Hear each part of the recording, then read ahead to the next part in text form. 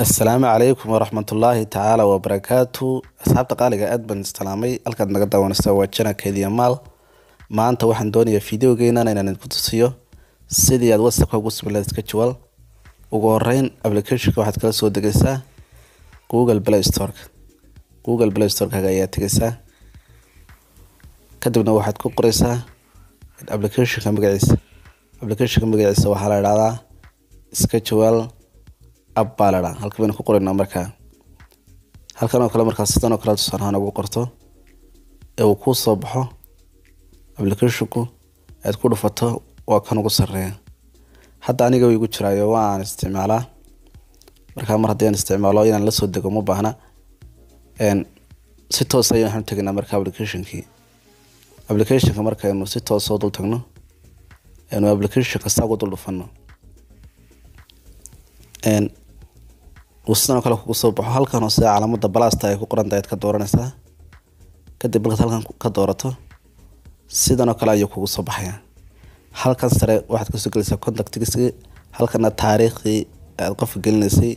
halkana description-ka wixii qofku u direysay fariinteeda qofka aad u direysay sidoo kale halkan waxaad ka soo gelin kartaa qoraal ama cod ama sawir wixii qofku u direysay halkan hoose haddii aad doonayso qofka inaad 2 jeer ku celiso ama 3 jeer inta chat ku celiso ayaad ka dooranaysaa marka halka sare ayaynu dooranaynaa kadibna contacts-kii qofkii aynu taariikhda u qoraynay ama xilliga aynu fariinteena ay dhacdo aynu qoraynay ayaynu ka dooranaynaa oo qofkaas xilliga gaarka uu fariinta kadibna qofkii ayaynu sidoo kale u dooranaynaa qofkii markaan soo doorano WhatsApp-kiisa gallo qofkii si toos ah ayuu wuxuu nagu soo geliyaa halkii iska jawaalka ma taariikhdan ugu tala galay halka sarena taariikhda baad ka saxaysaa markaa taariikhda baad halkan gelinaysaa xilligaad u baahnaayd tusaalahan taariikhda wax ka bedesho haddana waxaan oranayaa brito kale saacadaas oo kale ha u dhacdo taariikhda markaad saa gelisaa halkan hoose description-kana waxaad ku qoraysaa fariintii aad qoraal ahaan ugu diri lahayd tusaale waxaan qoraynaa assalaamu calaykum walaalo xagee baad joogtaa intaasoo kale aan tusaale ahaan waanu qorinaa kadibna si toos ah ayay ugu dhacaysaa markay maalintaa la gaadho markaa saasoo kale kugu soo baxaya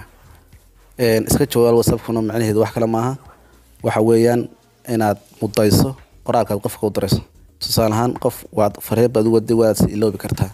markaa saas aad u sii qadimaysaa aad iyo aad waad mahadsantahay channel-ka aad ku cusub tahay subscribe noo saara waad mahadsantahay